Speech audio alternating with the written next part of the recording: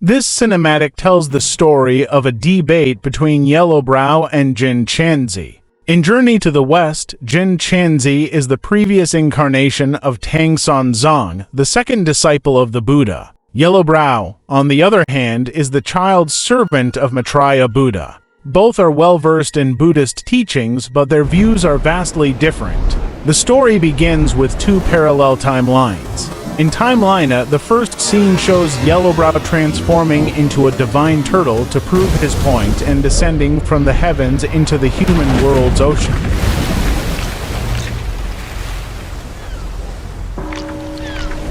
His first sight is a seagull,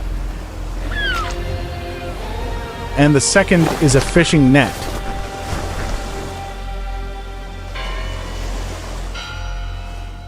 In Timeline B, people carry this strange creature up the steps, heading toward a temple. Back at the seaside, officials and fishermen surround the strange creature.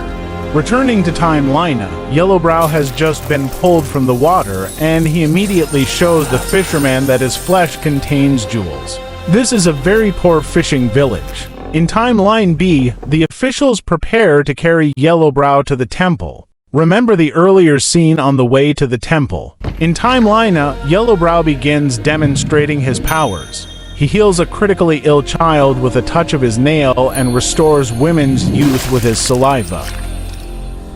People start to worship Yellowbrow. Yellowbrow uses his divine powers to make it so that the fishermen don't need to go out to sea to catch fish, granting the impoverished villagers his blessings. Let's recap and combine the timelines. Yellowbrow descends and falls into the sea. Fishermen find and retrieve him. Yellowbrow demonstrates his powers and helps the villagers. The villagers begin to worship Yellowbrow. The officials notice Yellowbrow and want to use him. The officials organize to carry him to the temple for worship.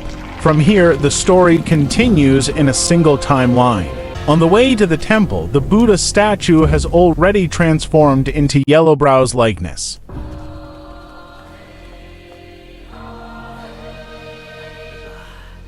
Officials and temple elders chat and laugh.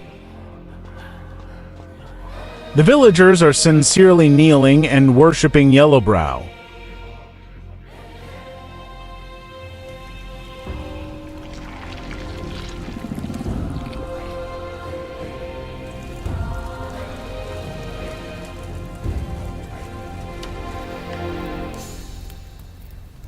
Yellowbrow, like a tool, produces pearls, which the officials then distribute to the poor.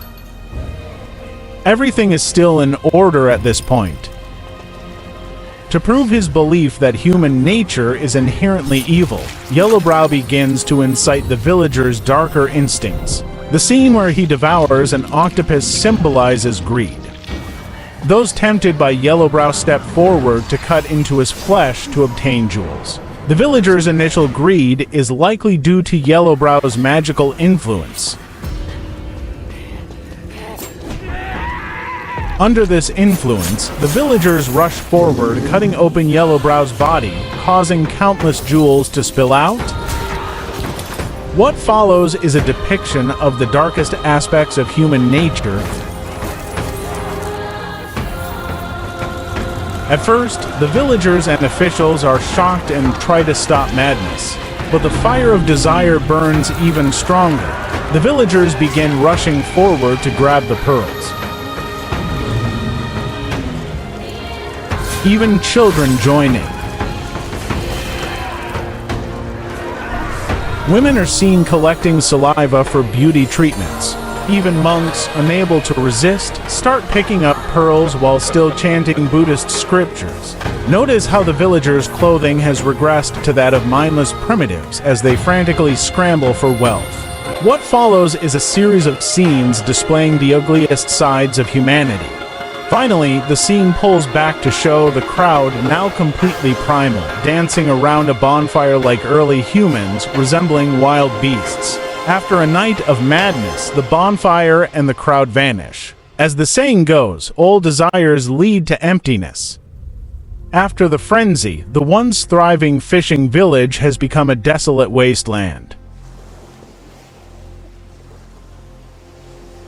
Yellowbrow sits by the sea, his body broken, the land barren, with no one left, only the seagull still by his side. Yellowbrow and Jin Chanzi finally meet and exchange some words about victory and defeat. You tarried in the mortal world for a good while, didn't you?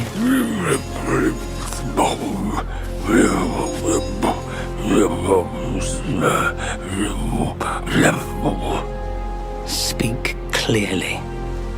Once again, I proved it to you, Jin Chanzi. You chose a means to an end, not to a proof. You sow chaos in hearts just for the sake of winning. How absurd and pathetic.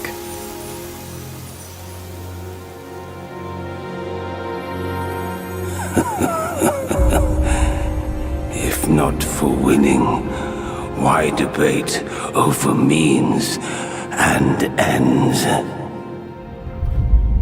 The debate between Yellowbrow and Jin Chanzi is likely about whether human nature is inherently good or evil. Yellowbrow, in his desire to win, assumed from the start that human nature is evil. He even used his powers to deliberately tempt people toward evil, then concluded that human nature is indeed evil. This reversal of cause and effect is where Jin Chanzi believes Yellowbrow is entirely wrong, so much so that he doesn't even bother arguing.